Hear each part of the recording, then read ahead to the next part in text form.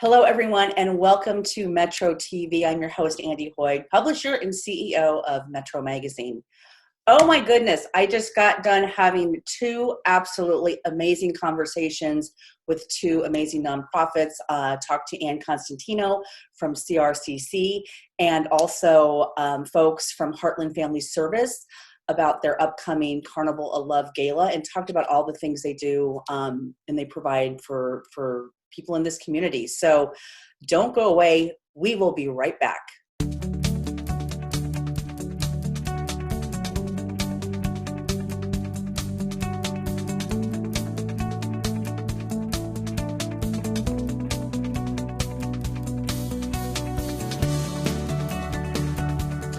Welcome, everybody. I am here with Constantino. She is the CEO, president of CRCC, formerly known as Children's Respite Care Center.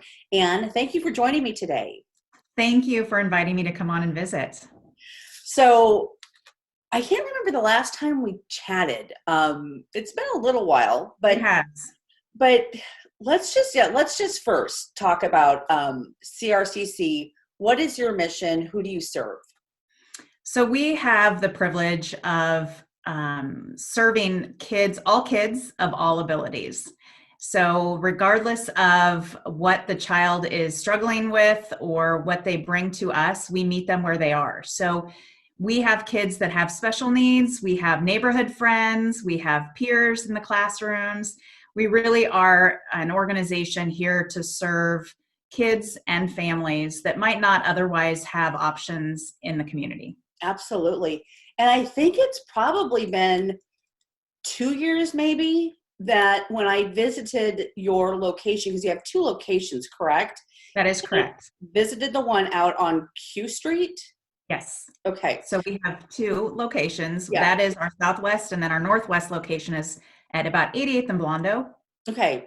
Yeah. And I remember visiting that one years and years ago. But I was just so impressed and inspired by everything that happens. And the kids themselves and the staff. It was just amazing to watch. And I was so honored just to have the private tour of being able to see what you do and how you serve and the kids playing. And but then COVID-19. Yes. So you've had to do things a little bit differently. So kind of walk me through what happened and what had to happen. Well, it has impacted everyone in everything that we do. And so in March of last year, we had to close our centers for the safety of our children and our staff. But we knew and we wanted to continue to be able to serve the children and the families that we have every day. And so what we were able to do was we really kind of pivoted and deployed our staff into the homes of the families that needed our care to continue. So we sent our nurses and our teachers and our paras out into the homes to continue to provide that care in their environment. We also were able to transition our rehab therapy services, which include occupational therapy, speech therapy, physical therapy, and feeding and swallowing therapy, as well as behavioral health. We transitioned all of those to telehealth. So we could continue to provide those services to the kids in their homes as well. Yeah, because a lot of your kids too they're having some hands-on care. I mean, is necessary. Absolutely. So we were just doing some analysis of the diagnoses, and we have about 250 unique diagnoses of the kids that we serve. So when we hear or we get asked the question, what does your typical child look like? Well, we don't have one. We really are here with the nurses in center and the teachers, the paras, and all the therapists to be able to provide whatever needs the child has when they come to us. So one of the things when we were able to reopen, we have much more in place in terms of protocols and safety measures and all of that. And we were able to reopen in June to be able to welcome families back. But we still had several families that wanted to remain in home. And so we we're able to continue to accommodate those kids as well. So just really being able to provide the services that the kids and the families need when they need it has been such a core value and mission, part of our mission. Yeah. So let me, okay, so let's talk about the preschool, because you have a really unique preschool. So, well, how does that work? What does that mean? Sure. So our Learning Together preschool is something that we're really excited about. We were able to launch that in September of 2019. Okay. So we were operating that preschool for a little while before COVID hit, but it's back in full force. And the reason it is unique is it's an integrated model of a preschool. So we hired a special education, early childhood certified teacher, as well as a couple of early childhood certified teachers to be able to provide the high level of excellence in terms of early childhood education. But at the same time, we still are continuing to provide support with our nurses coming into the classrooms, our therapists coming into the classroom, and all kids from all abilities are learning together. And that has been such a beautiful model for all the kids that are there. You know, one of my favorite stories, which happened within about the first week of the preschool being opened, we had one of our neighborhood friends who doesn't have any special needs per se come after the first day of class and was talking to his mom, and his mom relayed this story to us. So it was time for lunch, and some of our kids do not receive their nutrition via mouth. So they have a feeding tube or a G button, that kind of thing. And so our little friends, neighborhood friends, was a little scared, to be honest with you, when the nurse came in and had the friend kind of at the table and was starting to prepare the feeding. And so our nurse took it upon herself to really use it as a teachable moment for all the kids, to talk about how we all get our nutrition a little bit differently. Yeah. And, you know, he just gets his nutrition through this tube, and really demonstrated the entire process for the whole class. So this little boy went home and said to his mom, "Mom, I have a superhero in my class." Wow. And she said, "Oh, I'm sure you have lots of superheroes in your class," because these are 3 to 5-year-olds, right? Yeah. And he said, "No, my friend eats through his belly button, and he is a superhero." And that story then became a conversation at their dinner table that night. And the brothers of this little guy were all interested in, well, what do you mean? How does he eat through his belly button? Luckily, mom was a nurse and could explain it a little bit. Sure. But suddenly it was not scary. It wasn't unusual. Yeah. It was just, we all do things a little bit differently. Sorry, that just like brings like a happy tear to my eye. And so, yeah. So that is really the core mission of that program, is the integration being something that is going to help all kids learn and grow and develop, you know, learning friendship and empathy and kindness and understanding. Those are things that we, you know, frankly, we need more of in the world. And so if we can start with our little guys and gals at 3 years old, it really is, you know, I dream of a world that's going to be so inclusive and so welcoming for all. Yeah, absolutely. So tell me again, what are the ages? 3 to 5. 3 to 5. 3 to 5. And then what happens when they turn 5 or turn 6? Right. So our integrated model is actually from birth or 6 weeks of age to the age of 5. So we have our friends in each of those classrooms from birth to 5, fully integrated. When the children turn 6, many of the kids that we serve that have special needs go to school in an integrated classroom, and our neighborhood friends obviously go to school as well. So our school-based program that we have at CRCC, because we serve kids all the way up to the age of 21, Okay. Our school age program, a lot of the kids, they've been in an integrated environment all day long. You know, we do have volunteers from some of the high schools that come in and kind of have buddies in our classrooms and things like that, but it's not the same integrated model. We are really excited because we've partnered with 2 different school districts this year for our preschool program, and we are serving the kids at CRCC for a full day of preschool Okay. in partnership with the school districts. And so what that means is there's less transitions for kids. You know, they're not getting on a bus for half a day going to a public school down the street from their home.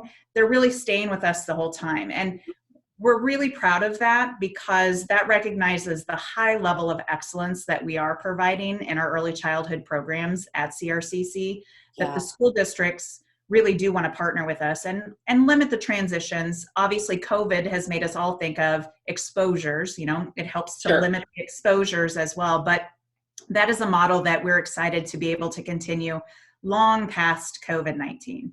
Yeah.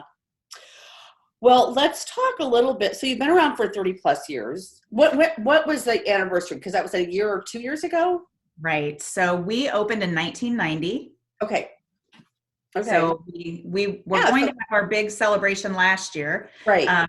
but obviously COVID happened. So we are doing our celebration again with our gala this year in May to really kind of, again, celebrate our past, our history, and just where we're headed in the future.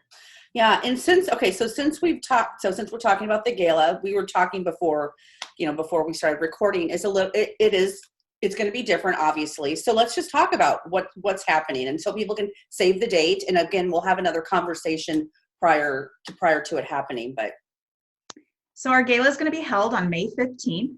We are going to have a hybrid model of a gala this year. And it really is focused on the kids at CRCC.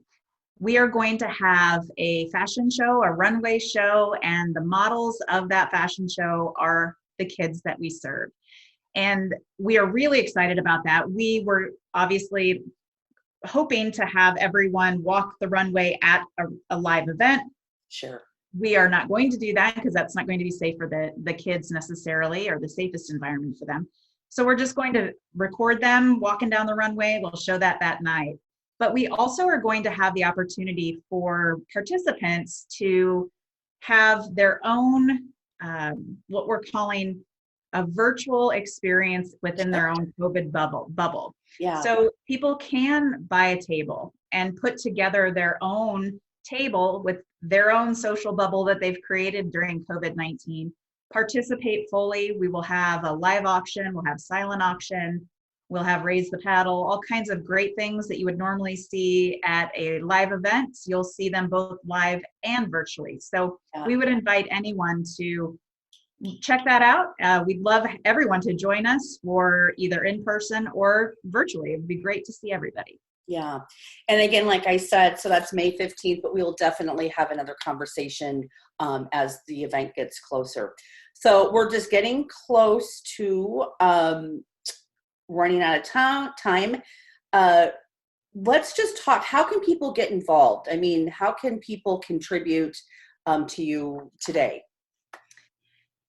Thanks for asking that question, because I think now more than ever, we really are looking for people to support us in lots of different ways. We obviously, COVID has hit us pretty hard. We've had to increase our budgets when it comes to our supplies, the PPE supplies, our cleaning and disinfecting, and just our new protocols that we have in place. Those obviously were not budgeted for. So there's always an opportunity to support from a monetary standpoint.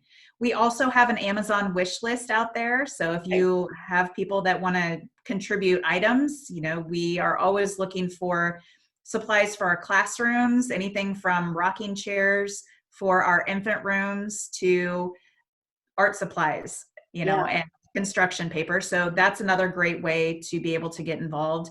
And, frankly, just learning more about CRCC and helping to share who we are with their people and their connections, because none of our families ever anticipated needing to have specialized care.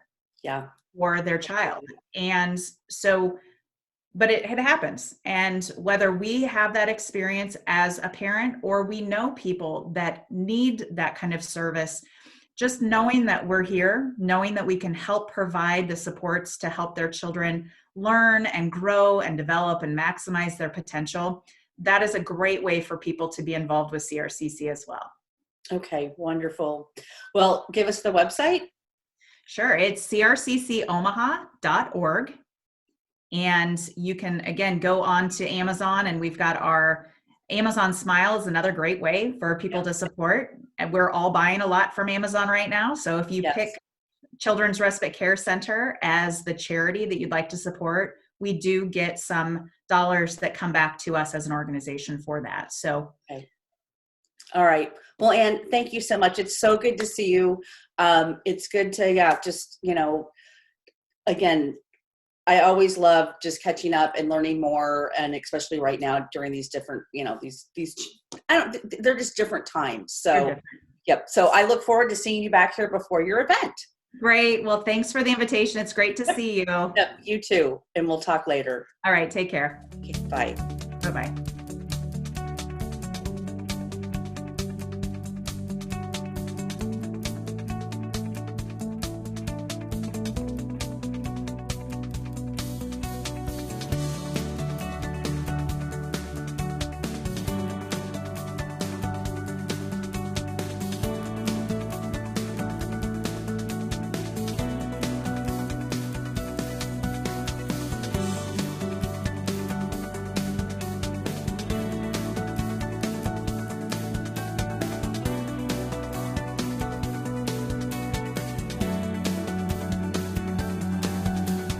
Welcome, everybody. I'm here with Adam Mohr, Development Manager of Heartland Family Service, and Larissa Tromler. She is the event co-chair for this year's Carnival of Love event coming up. So thank you for joining me, Larissa and Adam. Thank you for having us. Well, let's just first, Heartland Family Service, this organization has been around, and it's helped so many, but tell us mission, services, who it serves. Sure, definitely. Thank you, Andee. As you mentioned, Heartland Family Service, it's the longest running human service agency in Omaha. So it's been around since 1875, right? Wow. So they've been here a very long time. Yes, and you spoke to our mission. Our mission is to strengthen individuals and families in our community through education, counseling, and support services. So we have three main categories when we look at that service. Our backbone is professional counseling. And we split that up. We've got child and family well-being, counseling and prevention, which again kind of is the hub, and then housing, safety, and financial stability. I mean, we helped over 60,000 people last year through our 40 plus odd programs. So who we are, I mean, we do a whole lot of things, and there's a lot of smart people that work here, right? A lot of letters behind their last names.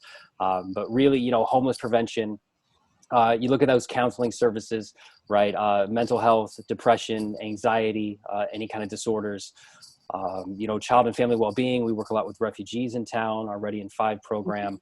We run 2 at-risk shelters in town for domestic violence abuse victims, and then also for sexual trafficking victims. So we run the gamut. I mean, if somebody's out there and they're in trouble and they're in need, a low income, they need a place to stay, they're looking for some services because they're hard dealing with what they're trying to deal with right now, we're one of the first places that people go. Yeah. Again, I mean, I've been doing what I've been doing for a mere 30 years. But just, I, have been so involved with what you guys do and the many events that you actually do throughout the year. But the one coming up, Carnival of Love, is one of my favorites. It's super fun. But what's going on this year? Because with COVID-19, we've got to do things differently. So let's talk about that. Well, right. We decided to go virtual this year to keep everyone safe. Yeah. And so it's actually going to be a week-long event. Okay. It's starting on February 20th at 7 p.m. It's going to go for the whole week and wrap up on Friday. It was a big grand finale and a lot of fun things in between. We've got We've got auctions on silent auction items and some really exciting Spotlight live auctions. We're going to have some videos on YouTube. We've got, let's see, what else? We've got some client success stories to share with you. Just a lot of really engaging, fun things throughout the week that we look forward to seeing everyone join in on. Yeah. Okay, so it kicks off on February 20th. Right. So that's Saturday night. Yeah. Okay. So to kind of expand a little further, we're going to have 2 productions that are going to be on our YouTube channel. That's HRTLND Family Service user / for YouTube. That's going to be our channel where we're going to be broadcasting these. The first one's going to be on Saturday, February 20th at 7 o'clock. It's a pre-production, so we've already shot most of it already. It's essentially, we're putting together a television show. But it's going to air. We're actually going to post it out there at 7 o'clock. So it's going to be, the first time anyone's going to see it, as close to live as we can get it without actually being live. So that kicks off the week, right? And then all of our silent auction items on our Giving Center site, which I'll give you that address, will be up for bid throughout that entire week. And then it culminates on Friday, February 26th, also at 7 o'clock on our YouTube channel. And that's going to be an actual live stream. We're going to conduct our live auction then, and then also have our Fill the Heart, Salute to Families, Raise the Banner, where we collect money at the end. Sure. But real quick, the big thing that we want to get across to everyone that's watching is we really want people to register to bid.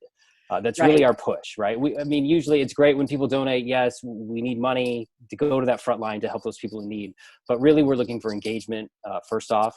And that engagement, when you do register to bid, that at least gets you involved in the process. It gets you to our Giving Center site. You can see our items. You can learn more about us. So there's 2 ways to do that. The main one is through texting. It's the easiest. All you need to do is use your cell phone, and then you text Carnival of Love 2021. So all one word, Carnival of Love 2021. And that number is 243-725. So that's the easiest way, because then it goes right in the registration process. The other way is do that like right now. Could I do it like right when it we is get open. Registration is open. Yes, ma'am. The second way is through our Giving Center. That's our main website. That's our hub where the items are going to be, all of our FAQs, and that's bidpal.net/Carnival of Love 2021. When you go to that website, on the upper right-hand corner, there'll be a button that says sign in. You click on that, and that's how you register for the festivities for the week. So you can, bid on our silent auction, live auction items. And one last thing, all of our items have been underwritten and or donated. So it's not like if you bid on something for $250, $200 is going to somewhere else and we're only getting $50. Every single penny that you bid on, that you win through those auction items or through the Donate Now button, goes straight to Heartland, which is great. Okay. And I actually want to say something. I believe this is correct. One of my most favorite people in the whole wide world is the MC.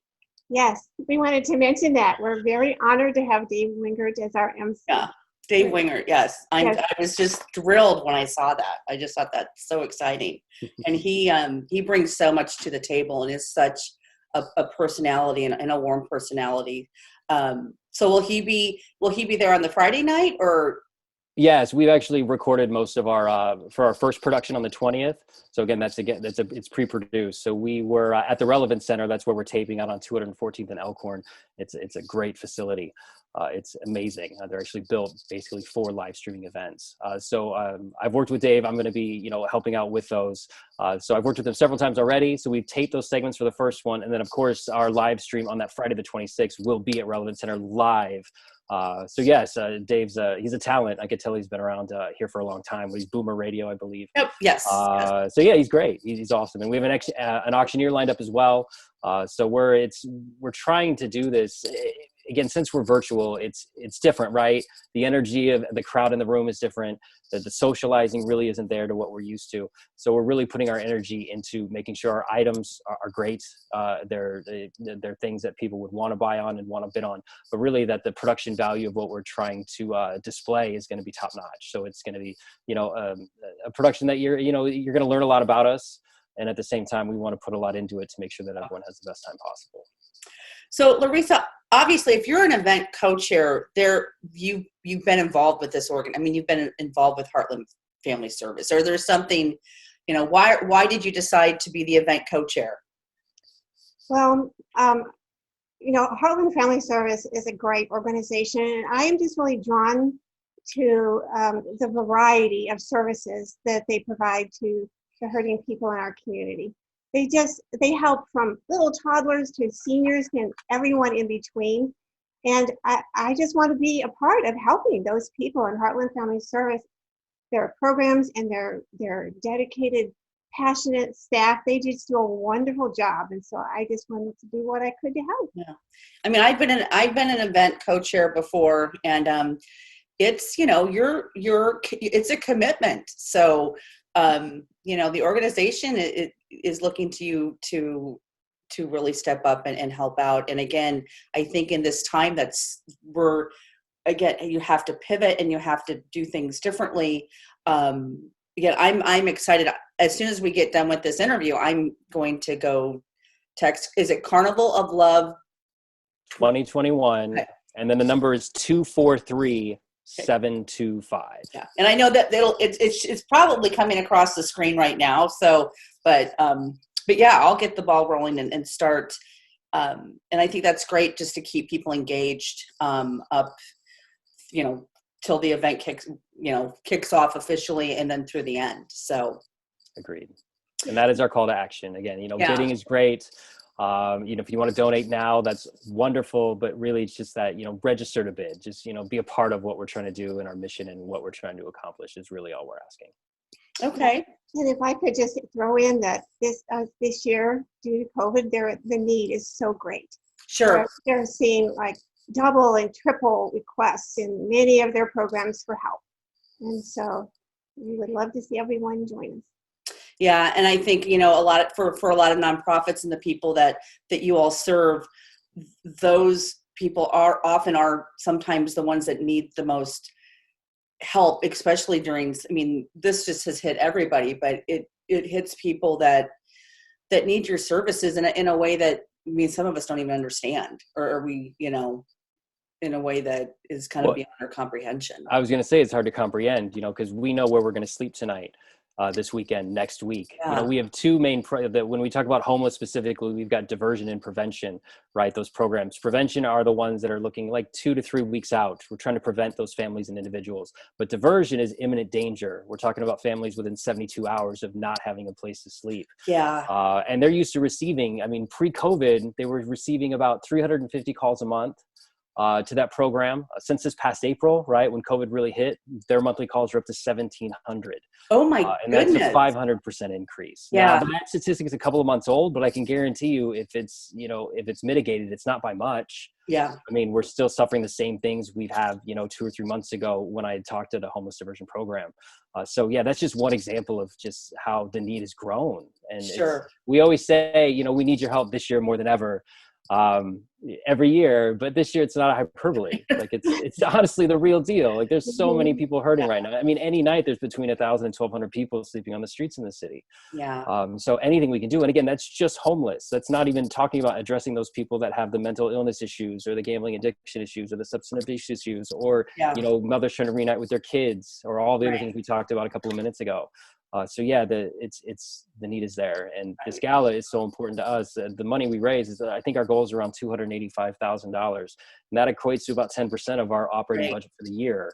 Right. So it's definitely our tentpole when it comes to events and really engaging the community to see the need that's here, right under our noses, right, miles away from us. Sure. Well, we are out of time. This was a wonderful conversation. Encourage everybody to go register, and then we will definitely follow up with you after the event, and we'll be helping you promote it up to the event. So Larissa, Adam, I just really appreciate you coming on and having a conversation. So thank you so much for your time and for having us. You're welcome. Thank you, Andee. Our pleasure. Thank you. And we'll be right back. Thank you so much for joining me today. You can find us on Facebook, Metro Magazine, all one word, constantly updating you on all things nonprofits and upcoming events. We also find us spiritofomaha.com. We have a new website, so check us out there. And I look forward to seeing you back here next week.